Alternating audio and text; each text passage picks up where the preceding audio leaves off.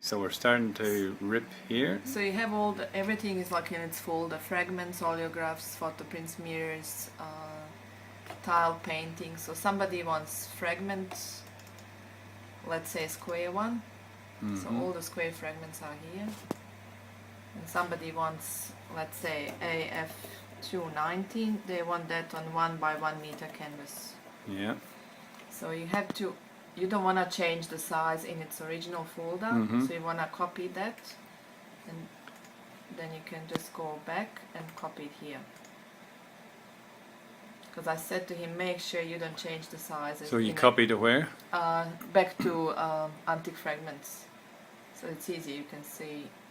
So from its original folder from to square antique, folders to antique fragments. Because you don't want to, if you keep changing and leave them big in original folders, they're going to be huge. So right click on it, open with Photoshop, image size, and you make sure you don't change the pixel dimensions, you change the size of the picture. So square canvas is 102.5 by 102.5, so you go 102.5, 102.5. Double check. I said to Tim, you have to double check with the rectangle, so you don't do the width and the height opposite. You squash the image, because sometimes that can happen easily. I'll show you the rectangle. So I'll save this. If I want to save this to the business images, it will tell me my Photoshop is not. I'll show you the message. Okay. Yeah.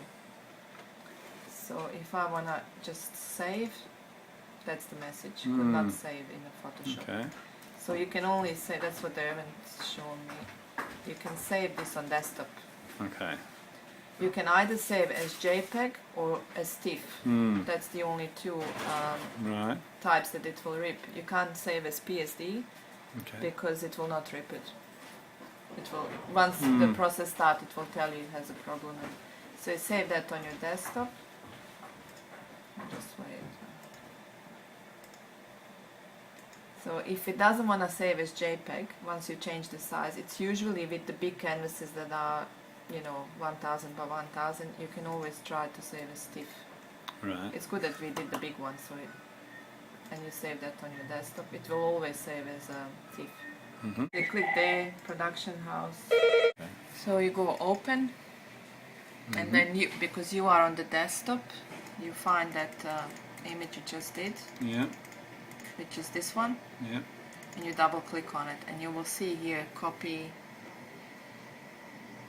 Sometimes it takes time, so like 30 seconds or a minute, because if it's a big file, it's chewing for longer. And then it will go here, and then in here you can check that you did the right size. So 1025, So if you see like 97.97, then you know it's something is wrong. So you delete straight away. You don't have to do it. And then you can either wait here, but I always go ahead and I go C drive, ripped, and it will just come here. Because this is all ripped folders. So what do you mean it'll come there? Once it's ripped, it will come. It appears in that folder, it will appear here.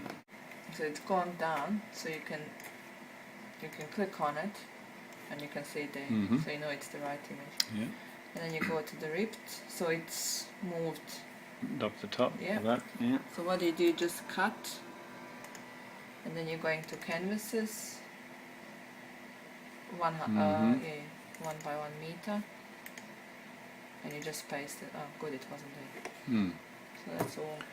And you will see by the size, they're all pretty much like same size, and then you know it's right. That's what I said to Tim, always check the size here, the image there, and when it's ripped, the size, because it might, what happens sometimes also that it does rip, but it comes as a 0 kilobytes. Then you know something went wrong during the ripping. Okay. And, it's very good. And that's all there is to it. That's all.